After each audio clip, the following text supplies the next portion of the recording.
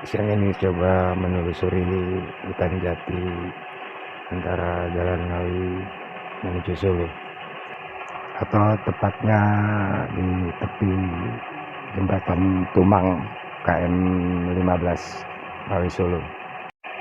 Sedikit cerita tentang pengalaman pribadi saya, tepatnya 3 hari sebelum awal Ramadan, sekitar jam 02.00 malam, dengan cuaca yang gelap dan hujan. Malam itu saya melihat beberapa sosok duduk di pembatas jembatan atau tepi jembatan, dengan beberapa bayangan yang saya tidak tahu persis wujudnya, walaupun 1-2 saya melihatnya dengan tidak sengaja. Di antara sosok-sosok bayangan tersebut ada yang malah melambaikan tangan memanggil saya untuk berhenti. Karena cuaca hujan, saya tetap jalan terus dengan pikiran yang positif, tidak berpikir yang lain-lain kecuali ke arah tujuan saya, ke arah Solo. Karena saya sering berpetualang di gunung dan hutan-hutan, hal tersebut terlupakan begitu saja hingga baru kemarin saya berpikir tentang kejadian tersebut.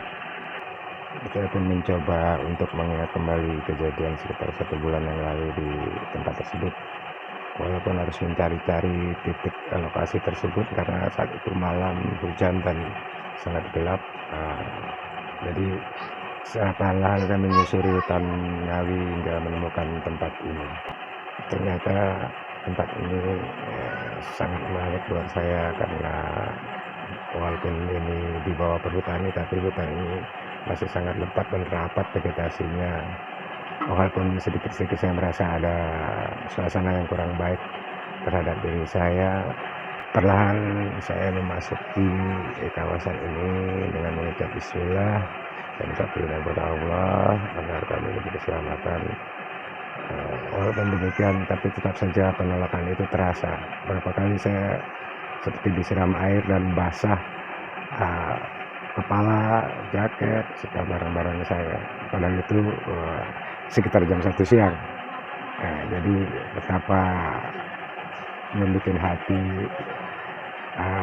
berpikir untuk terus masuk ke dalam hutan, karena dari awal-awal sudah dikasih peringatan seperti ini. Biasanya aura negatif ini tidak bersahabat dengan diri saya.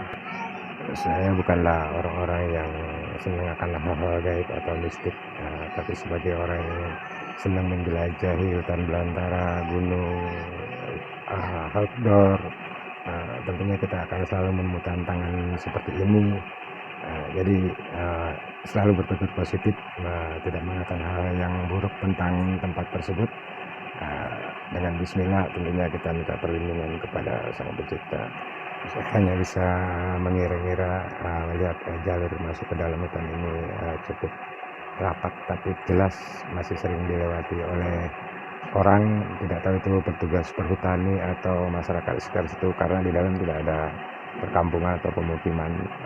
Bisa jadi tempat ini juga tempat-tempat seperti ritual yang seperti saya temukan di Lawu, di Gunung Merbabu dan gunung-gunung lainnya. Karena tempat-tempat ini masih terbiasa bagi kita orang Indonesia. Buat saya itu urusan lain. Saya penikmat alam, jadi berpikir yang positif saja. Buat saya